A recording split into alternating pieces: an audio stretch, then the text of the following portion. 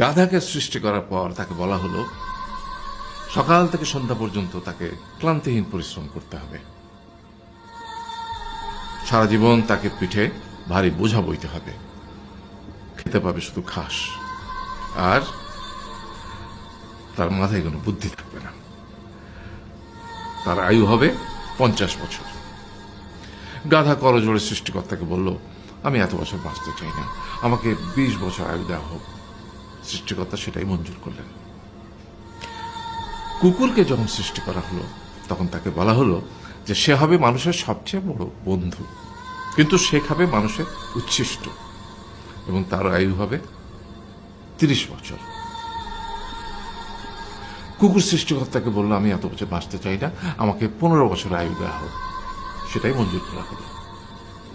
এরপর বানরকে বলা হলো, তুমি শুধু গাছের এ ডাল থেকে ও ডালে ঝুল খাবে এবং নানান রকম ফন্দি ফিকির করে মানুষকে আনন্দ দিবে, তোমার আয়ু হবে 20 বছর। বানর বলল, আমি 20 বছর বাঁচতে চাই না, আমাকে 10 বছর দেওয়া হোক। সেটাই মঞ্জুর করা হলো। এবার এলো পুরুষ মানুষের পালা। তাকে বলা হলো যে তুমি হলে প্রাণীকুলের মধ্যে সবচেয়ে বিচক্ষণ এবং বুদ্ধিমান, সেই জন্য তোমাকে প্রাণীদের শিরোমণি করা হলো এবং তোমার আয়ু হবে 20 বছর।